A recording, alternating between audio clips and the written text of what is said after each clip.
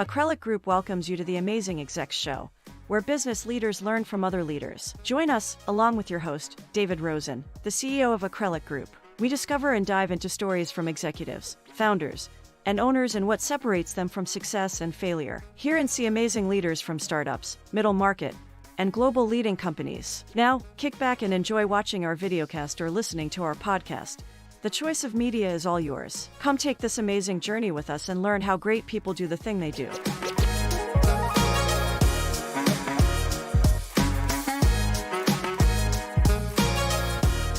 Hello, hello. Welcome to episode 105 of the Amazing Exec Show. I'm your host, David Rosen, and I'm here today with Peggy Parfenoff, the CEO of World Chicago from Chicago. Peggy, I met 6 years ago, has put together an amazing program in coordination with the State Department that creates cross-border relationships between owners, entrepreneurs, and executives of European companies with US-based entrepreneurs, owners, and executives of companies as well. She not only focuses around Europe, but brings in fellowships with hundreds of people from throughout the world in to meet and interrelate with US businesses, educational institutions, nonprofits, and other GMOs. In this program specifically that we're talking to today, you'll hear about the highlights of the differences between European entrepreneurs and the US entrepreneurs that they interact with. And you'll also hear that there's also subtle differences in cultures even amongst the US entrepreneurs and the European entrepreneurs within their own continents. And so it's not a unique thing, but this is an amazing program that sheds light on the value and benefits of US democracy, as well as the benefits and value and the good and the bad of the US entrepreneurial and capitalistic cultures that exist here that I think bring opportunities to all. I hope you enjoy listening to our conversation today with Peggy, and I would love for you to subscribe down below if you're listening to us on your favorite podcast station, or if you're watching us on YouTube or watching us on our website. We'd love to get your feedback, have you subscribe, and be the first to get upcoming episodes with some other amazing executives. Welcome, Peggy. Hello, David. I'm good. Glad to be here with you. Thank you for being here today. Tell us about World Chicago, the program, and tell us about you and how you got it started. Excellent. World Chicago is a nonprofit organization that hosts international exchanges sponsored primarily by the U.S. Department of State. So we're bringing emerging leaders from 140 countries around the world, nearly the entire world, to Chicago on exchange programs. They might be youth who come for a 2-week exchange and stay with host families. They might be a government official on an international visitor leadership program sponsored by the state, staying for a week in a hotel and meeting with their peers and counterparts. Or they might be an entrepreneur coming from Europe, staying for a month in a fellowship, in a higher level internship, and really engaging in the entrepreneurial community. So through all of our various styles of programs, we get about 1,000 people a year in Chicago, and in sending out great impressions of our city around the world. In my experience, though, your program extends beyond just Chicago and brings in entrepreneurs. Where are they coming from? Some of the entrepreneurs, one of our biggest programs we have for entrepreneurs is called the Young Transatlantic Innovation Leaders Initiative, or YTILI is what we call it for short. And that brings 60 entrepreneurs from 39 possible European countries. So this is one of the State Department programs. It's focused on Europe. There are other Department of State programs for entrepreneurs focused on the Western Hemisphere, focused on Southeast Asia and on Africa. But this particular program that World Chicago works on is focused on Europe. So every European country from Russia down to Malta and Ireland all the way over to Turkey. So So tell us, how did you get started with this organization? What transcended for you? I was working for government before this. I worked in the federal government for the arts. I came to Chicago and worked for the city government for the arts. Chicago has great support for the arts in our city. And during that time had gone to Kellogg to get my MBA. And that was a great experience. I firmly believe you apply the business principles that I learned at Kellogg to nonprofit management. And after that, started looking around, and one of my mentors at the city's cultural affairs department was on this board and recommended I apply. So I have been at World Chicago for 20 years now, and we have grown it a lot, changed its name, changed our portfolio of programs, but every year countries change, regimes change, priorities change. So it's kept it interesting and engaging, and I've very much enjoyed it. That's amazing. And so you, um, I want to focus a little bit, I guess, on the White Tilly program and what you do with entrepreneurs. This is a very business focused thing.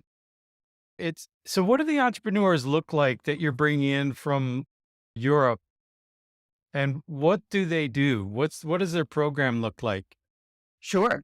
So these are young professionals, ages 25 to 35, and these are part of the grant regulations laid out by the State Department. And they must be an entrepreneur, have started a business, and have it as a going concern for at least 2 years. So we're looking for people that have started companies, not with that great idea that they know some US investor is going to invest in, but they need to be on the ground working as an entrepreneur, starting to grow scale their company, hire staff, and have that experience. So then when they come, we start with an virtual curriculum, and then they will come for the opening program for 4 days in Chicago. And then we send up to 9 cities across the United States where they spend a month in a fellowship. So they're really embedded in a US startup where they're learning from their peers. It's going to be in the same general sector, same general business field. So digital marketing and a digital marketing firm, but of course they won't be an exact match because it wouldn't be their unique entrepreneurial idea if it was an exact match.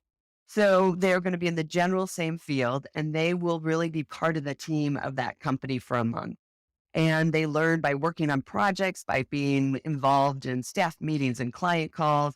And then they're taking that back to influence their business and their entrepreneurial community back in their home countries. And the best part of this exchange is that it's a two-way exchange. So after the 60 fellows from Europe come to the US, about a third of the American host organizations send the mentor over to Europe for a 10-day exchange. So they get to go back and help influence the fellows' action plan and how they're going to influence their community and make positive change based on their experience in the United States. So it's great to be able to send Americans abroad and impacting communities with the United States and the US government. So Right. it's an impactful exchange. And can I ask, or can you tell me what the real mission is here? Because having the State Department involved, I'm assuming it's helping to build better relationships with the European countries. And from what I've noticed a little bit, the ones especially closer to the eastern part of Europe, close to Russia or China. It does impact all European countries, but certainly the State Department has foreign policy priorities. But it is building that transatlantic relationship. Europe has been our longest partner, and it's our first partner. It's a strong partner. And when we look at working with, we look at building new relations with other regions of the world, but Europe is just such a longtime partner. So Right. developing that transatlantic relationship and developing the connections, and part of building relationships is business, is the commerce, and people that do business together. Nobody does business with somebody they've never met, they don't see. You don't do business from an email. So having people come together, meet in person is just invaluable. And it builds the relationship It strengthens the entrepreneurial community across Europe, and it does build contacts for the United States. So it's a positive relationship that we're seeing from this program.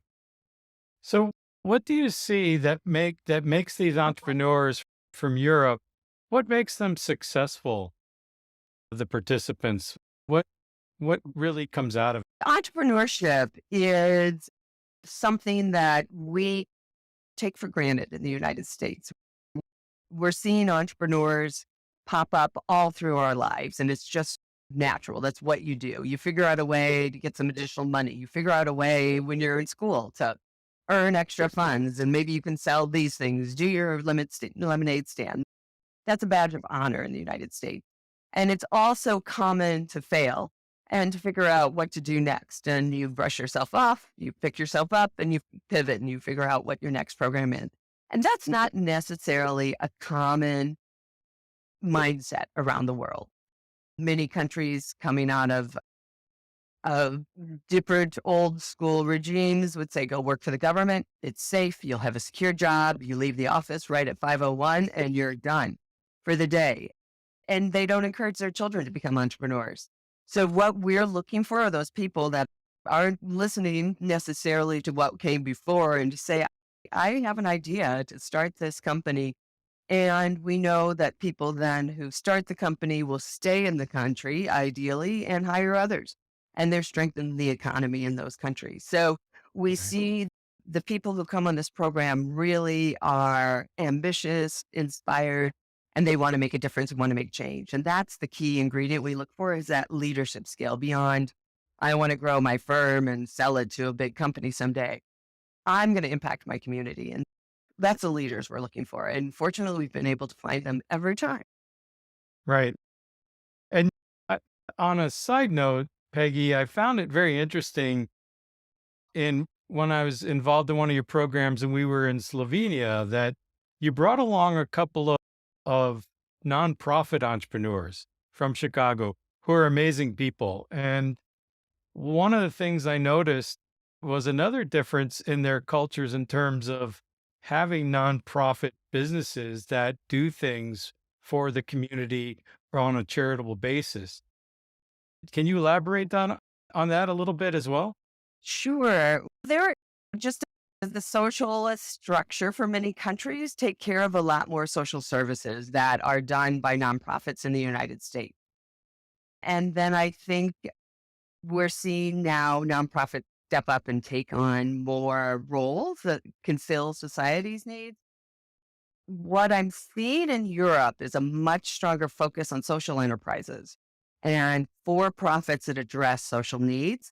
And I hear a lot of talk about that in the United States, and I haven't. I think there's more and more companies as we see young entrepreneurs coming up or newer entrepreneurs. I'm seeing more social enterprises, but it's something I think the US is looking at Europe to see, because I see a lot of discussion around social enterprises in Europe, which is great to see, and EU Right. support for them as well. One of the things that I don't have numbers on, but I have a sense that we are still one of the most charitable countries in the world in terms of giving back, not only just money, but volunteering and NGO programs and things like that. And we also share that with the world. But it was interesting in just seeing the minds clicking in Slovenia while we were there talking about what our nonprofits are doing.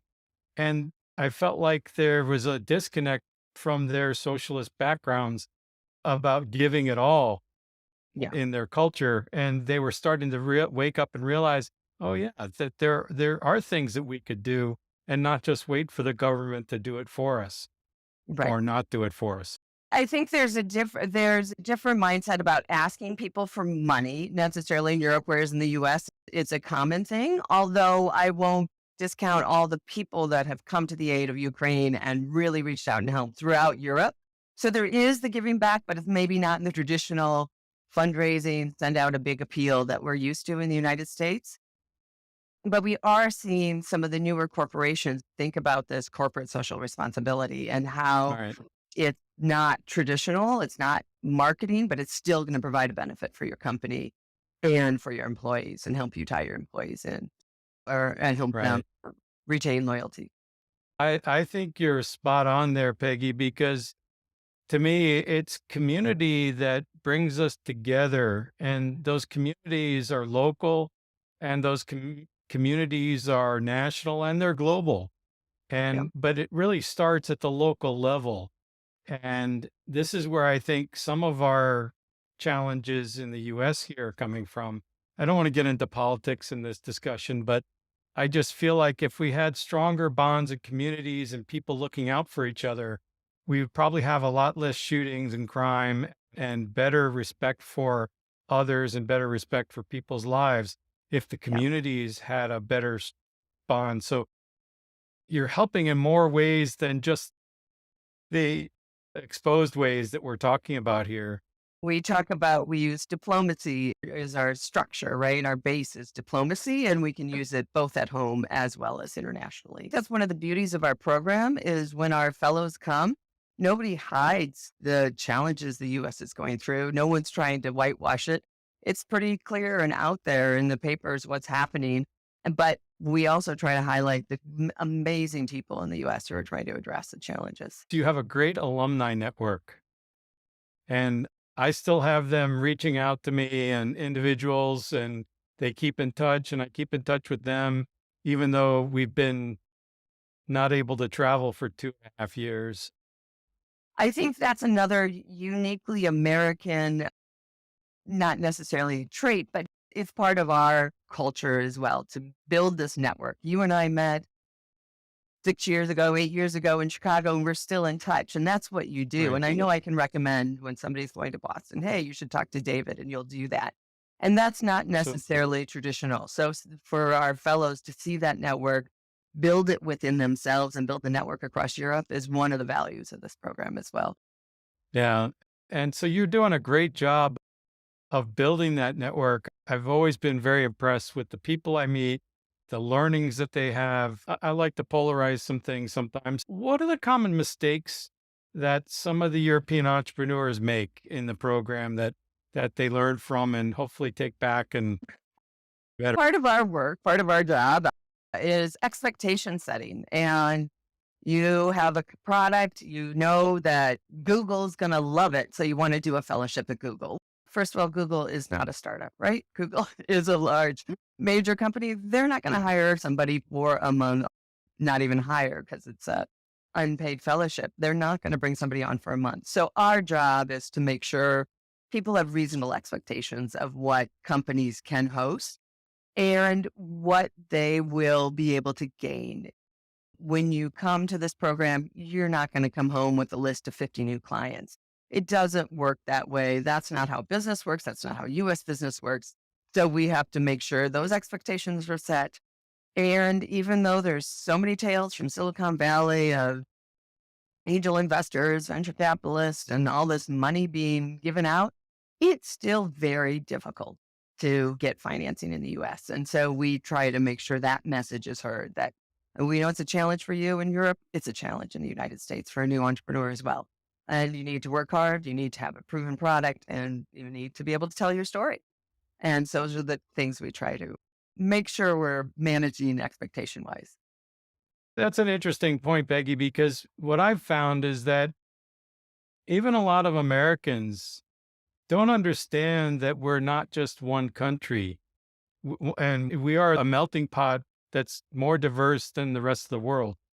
But the reality is, how we do business in California in the tech world is completely different than how we do business on the East Coast, whether it's Boston, New York, or Miami versus LA and San Francisco. And it has to do with the kinds of industries that exist in those areas. It has to do with the cultures in those areas that influence those businesses. Yeah. As a country, one of my favorite maps is to always look at how other countries fit into our states. And you compare them on an economic thing to say, okay, Texas is the economic size of China, or California is the equivalent to China. And yeah, Chicago would be the 15th largest economy in the world if we were a country. That network and that social capital you build within your community is something I will say this, though, that of all the business sectors I've sent visitors to and connected, entrepreneurs are one of the most generous sectors. They're willing to give back. They remember what it was like when they were bootstrapping, when they were figuring out how to get a business license, how to get an accountant to figure out their books, and they will reach down and help the next entrepreneur come up. And I give so much respect to entrepreneurs in certainly the Chicago community that I've seen, but across the nation who really reach back, like yourself, and say, I want to help the next generation and bring them up. And even if they're European, let's make connections. Let's see what we can do to help these young people become successes. So applause to the entrepreneurial community for. So well said, Peggy. I think you've got it spot on. Yeah, I'm going to shift our conversation now to more about you being president of an organization, but you're president of a nonprofit.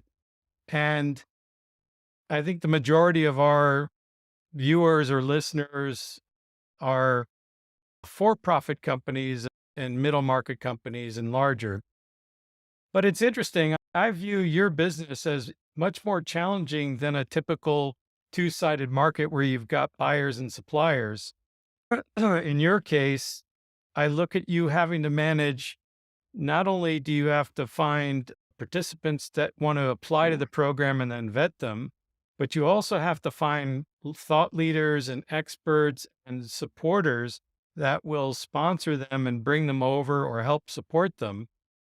Yeah. And then you have to also make sure that you're fundraising to ensure that the programs you're working on are of benefit and continuously generate benefits so you can continuously generate your revenue or the funding to keep your business going. So tell us about, you've got those three components. What does a US company get as a host to these companies, and what's the value to them that you've heard? Yeah, and it is interesting because we go out and we look for US companies to host this young entrepreneur in their office for a month. In essence, you're opening up your, maybe not your books, but your secret. Kimono, Yeah, exactly. There you go. Dude, your London fog trench coat. yeah. And I think it gives companies some really great perspectives. One, you've got the voice from somebody in Europe and you've been trying to break into that market for this many months, or you've been trying to really grow your market in this country, Slovenia, and why can't you do it? And this person is coming in and saying, this is how we would approach it. This is how we would get new clients in this country. So you're getting that insight that our fellows are getting from the US, but you're also getting somebody who comes in, who's started a business and asking you these questions of, why do you do it that way? And often the answer is because we always have, instead of because you've looked at your processes, you've thought through it, and this is the best path forward. So I find having that voice of someone to just ask you about your processes helps everybody be more reflective and step back on what they're doing. And I think it's a great way for you as a small team to have an international presence in your office. We are a country immigrants, but having somebody who's working in the international business overseas really brings in that perspective without having to send your whole team to Europe. And it also is a great way, again, for those entrepreneurs who are willing to give back and willing to help and have this international experience, which again, I just appreciate all the American companies who do that. You know, that's very interesting perspective, Peggy, because one of the things that I find in common is I just took on a principal who's in Slovenia, in Ljubljanka, and she's an amazing entrepreneur herself. She's run a couple of manufacturing companies, and I think she can provide a lot of value for companies that want to come to Europe. One of the observations that I keep making is that smaller companies are sometimes have smaller views, and that happens in the US, it happens in Europe, it happens everywhere, where somebody in Slovenia or somebody in Croatia or somebody in Great Britain or UK, whatever we're going to call it, only thinks about that marketplace. In the US, they might only think about the city that they're in, or they might only think about the state that they're in, and they might only have a local viewpoint. And part of the awakening of these entrepreneurs is, okay, if the market is 1,000 customers in Slovenia, how big is the market in Europe? Yeah. How big is the market in Eastern Europe versus Western Europe? How big is the market in the US? And so it can open up the possibilities and change and transform the shifting of thinking. Do you see that happening a lot? Because it's the same thing for somebody in Iowa. They might just be Mhm. thinking about selling their software to local companies when maybe they can open their software up across the country, and they haven't even thought about the next step of, oh my God, I could go global with this if I translated it into multiple languages, or even just go after the English countries like the UK and others that will accept this. Yeah, I would say, in fact, I would push back a little to say I found the European entrepreneurs to have a broader, more global mindset because there's 4 million people in Slovenia. There's 4 million people in Norway. Your market is not going to be that big if you stay with one country. So they automatically think of Europe. They might not think global, or they might think the US is my next market. We want to coach them to say, where are you going first? And then you can look at the US market. Whereas many US entrepreneurs think national, they don't necessarily think international. However, I'm going to qualify that by saying I'm not sure younger generations will continue to have that mindset because they can't afford to. I look at my son who's 17 and the amount of news he gets by the minute is just so different than I had at 17. So young people, I think, will be innately global because our world has changed so much with media. Huh. So yes and no. It is definitely the benefit of the program for people to see how easy it is to do business internationally, especially now so much of our business is like this, is virtual. And also seeing new markets. Often when people think of outsourcing, they think of India. Did you know the Balkans has a huge amount of highly skilled tech professionals because of their education system? And the time zone might work better. It might be better prices. It's definitely, look, here's another market that people see when they get exposed to programs like this.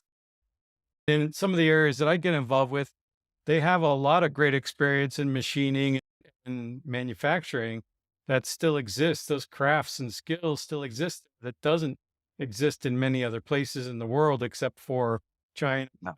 and India and a few other locations. Interesting. What outcomes have you seen from the host companies? Anything interesting or exciting that's happened that came up as a part of the programs? Definitely, we see relationships made and we see people who have new clients. Some of the Europeans have new clients. Some of the American companies have new service providers or new companies they're working with. We see those long-term relationships develop and we see the entrepreneurs on both sides able to better skillfully network and grow their businesses because of this experience. It has a long-term impact. So the transatlantic relationship, definitely the biggest. And then the network with each other and the fellows across Europe, just a huge impact and really rewarding to see that. And do you find that some of the hosting companies here in the US are now doing some business as well in Europe as a result? Yeah, absolutely. They know somebody when they're going to XYZ. When you go to Ljubljana, people to call, people who can make connections for you and hook you up with the next person they want to meet. And yeah, absolutely. We see those international relationships bonding because of this program. And I also learned, very importantly, where to get a good cold beer from an automated outdoor dispenser. Really? I did not know that. What? I thought you were there, Peggy. Anyway, moving on. What are the greatest learnings that you've had as a leader? I look at things very simply from my acquisition and investment experience. I look at four things for a business: the people, are probably the number one thing, and how effective and mature and nimble they are. Then I look at how well do they understand their customers and their markets and where they are, what they do, how they're incented, what their risk profiles look like, where do they learn things, what the risk profile do their businesses have. The other two things relate to what is their service? What is their product that they deliver, and how viable is it? And how nimble are they, and how effective at meeting the needs of the customers and solving their problems, or helping them achieve their customers' goals and things like that. And then most importantly is the business economics in between the market and the product, to make sure that you can actually make money in doing it, and that you're doing it on the straight and narrow, you're doing it and making sure you're filing your taxes, but also that you've got a smooth operation where your people are having fun and being a place where you want to be. Tell us about what you've learned from what you started with World Chicago, and how long ago was that, and where are you today as a leader? That's a big question, David. After 20 years, you're absolutely right. The people, the team is the core part of what we do. Core part of our team at World, the core part of our organization. We could not move these programs forward without a smart staff behind it. And so I'm delighted I've had such fortune to hire really bright people and people who are really mission driven.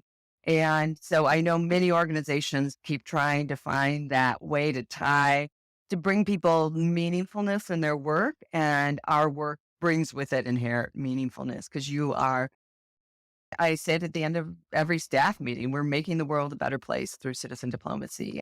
And I truly believe that, because I've seen people connect. I've seen people understand the United States so much better by being here, having dinner with a family, having dinner and meeting business professionals, and understanding that we're not all like our government says, what our leader might say, but we're all passionate about our country and about our families and caring for each other just like they are around the world.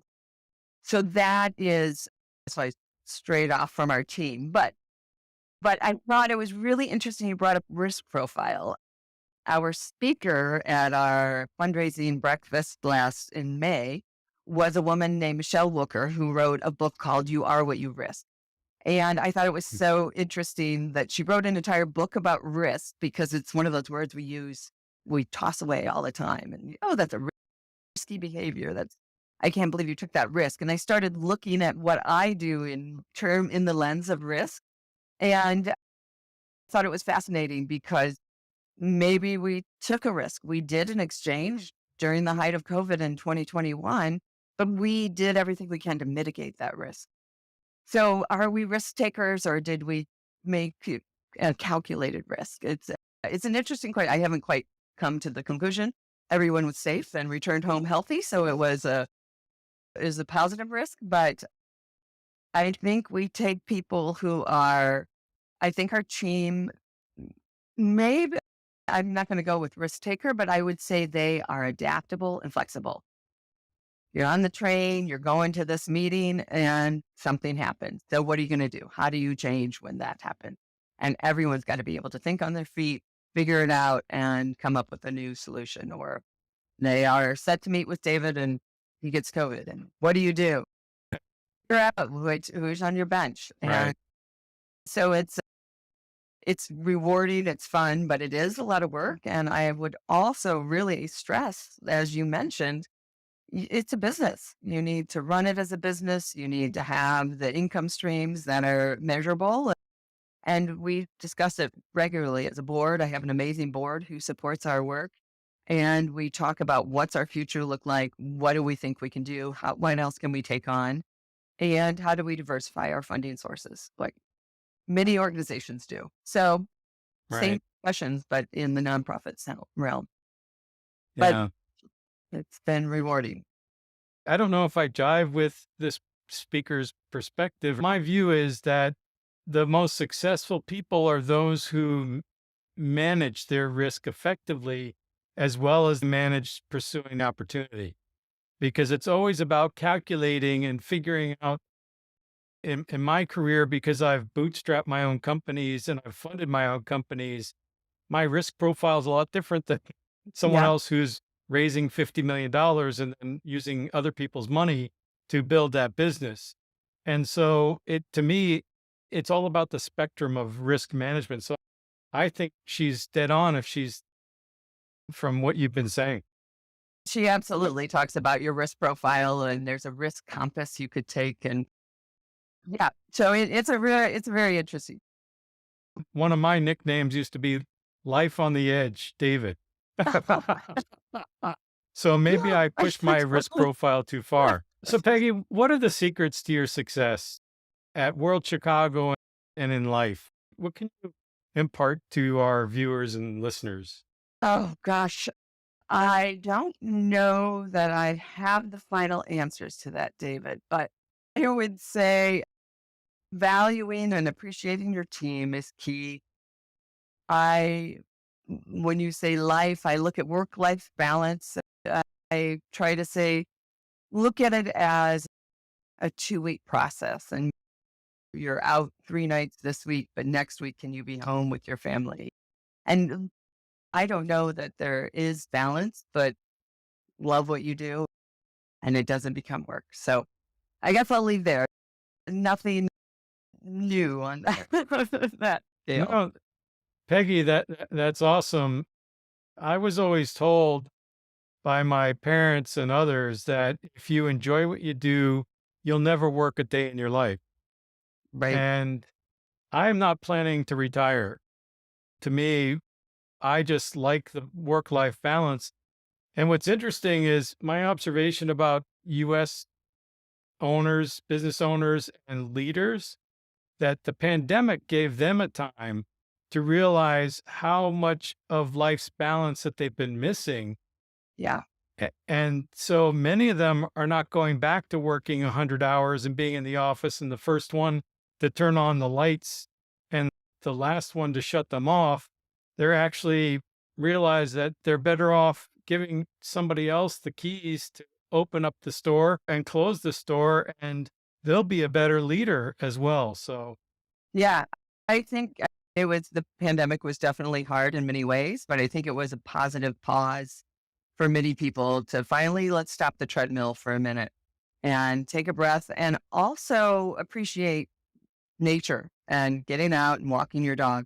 And I do think there has been positive from that. So we'll see. I'll be curious to see what the hybrid in-person work looks like in 2 years. there's no answers yet. And the reality is that every company needs to make a decision for itself and not do what others are doing. They need it because it's really based upon the people, the culture, the metrics that you're using, the goals that you have, and figuring out what the right formula is for. Does 2 days a week in office make sense? Does once a month make sense? What's the Right? real balance going to be? Because we swung the pendulum to zero in office except for critical workers. Right. But in Right. places like manufacturing, where I'm very involved, you have to have people repairing the robots on the line, or you have to have people there to assemble things, or you're not going to get the toilet paper on the shelves. And I think we would have never happened but for a pandemic. We would have never figured out how to be fully virtual except for something globally impactful like that. What are the opportunities that you see for World Chicago in a post-pandemic environment? Because I know we've all been frustrated, but I think you've done a great job of bringing people together virtually to continue the programs as much as possible. So what's next? I think for us, the new frontier is exploring virtual exchanges when in person can happen. And I don't know if you've decided to fly anywhere for the weekend, but it's not easy and your flight could be well canceled. This summer has been a challenging year for the airline. But what does that mean for future travel and long-term future travel? And how much can you do virtually? So we're looking at exploring that without being fully virtual as we were in the last 2 years. There's nothing that Right. replaces walking down the street in Chicago and seeing the diversity of a city like that than being there in person. But what else can we do? How can we enhance what we do or continue those connections, like you were mentioning, with the virtual environment? So I'm looking forward to exploring that because that's a sort of new frontier for us. So that's What advice do you have for middle market company owners and executives? What do you find based upon the observations of the entrepreneurs you have, of your own experience in running an organization? What do you think is important for the next 2 to 3, 4 years for them to consider and think about?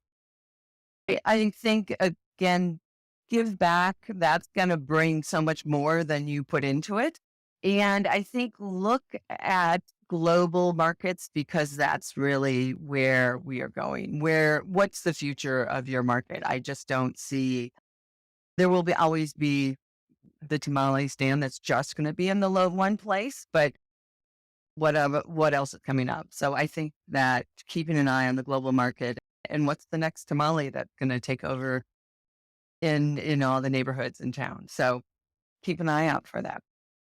So it's a really good point. The opportunity is to be global, and I definitely know that the world is flatter based upon our technology, based upon how effective the relationships have been building globally, even Yeah, virtually. yeah. But what can be done? One of the greatest challenges is back to those four pillars: the people, the market, the business, and the product. Understanding the market is really key. And what you think the market is here in the US, when you get to another market, whether it's Europe, whether it's Africa, whether it's Russia, or wherever else the market may be, what have you seen that will help them get more intimate with those markets and customers and understand if they even have the same problems that we have here, or they have the same goals or not? And I think talking to somebody from that culture, from that region, really having those in-depth conversations, nothing can replace that person to person connection. And then connecting with their networks, that is by far the strongest way forward is making those connections. So if I was a company thinking about doing business in Europe, then should I come to World Chicago and become a host and also look at as a way to transition? And what else can you do for me as somebody who wants to expand into Europe? Absolutely. Yeah. Come to World Chicago. The website of the exchange is vitality.org. And you can see some of the places where our fellows have been and where they're from and reach out. World Chicago is a part of a network of 90 organizations across the country, all members of Global Ties. So there's a World Boston, there is a Global Ties Detroit, and World Denver. So we have partner organizations across the country. So look for those in your communities because there are sister organizations. We work with them and they know the communities and the international network like World Chicago does. So definitely Awesome. reach out to the Global Ties Network because they're a great group of people who are passionate about the work we do. So is there, is there a similar organization that focuses on Latin America, South America? There's a similar program through the Department of State, and it's called Young Leaders, the Americas Initiative. So currently we Okay. have 14 entrepreneurs from Latin and South America in Chicago right now. And there's a similar program, Young Southeast Asian Leaders Initiative. And these are all on the Department of State website. So you can find them there and ways to get connected if those regions are the place you're looking at doing business. Give the Department of State, of course, many great minds there, but a lot of credit for recognizing the value of entrepreneurship and supporting entrepreneurs and how they support their communities. So Aw- it's fun to work with those programs. So what favorite business books do you have that you think are interesting for owners of businesses and leaders? I do a lot of reading of the blogs and newsletters that come out. Inc. sends something out every morning. I read all the political ones as well. But let's see, You Are What You Risk by Michelle Roach. She also wrote The Gray Rhino. So that was a well-known book that was really interesting. And it's easy Okay, to no worries. All right, so Peggy, this has been a great conversation. I really appreciate you sharing all about the program. I personally have had a great experience with you and your team and the people I've met in Europe and here. And how do people get in touch with you and follow you socially and get in touch with World Chicago, wherever someone is either listening on any of the podcast programs, whether it's Spotify or Amazon or Apple? We're available there, or whether you're watching the video live from our website and watching the program, we'll have it listed below. Excellent. worldchicago.org is our website. The big entrepreneurial exchange program is YTILI, YTILI.org. And we'll share all of our social media handles with you so you can keep them listed below. Awesome. And encourage people.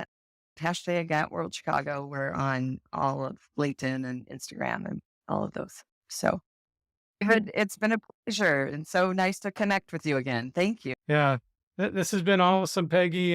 And thank you for taking the time. And in our next discussion, I'd like to have your secret for how you keep looking younger every time I talk to you. So thank you. Fortunately, smaller screen, Elizabeth. Smaller picture. Thank you, David.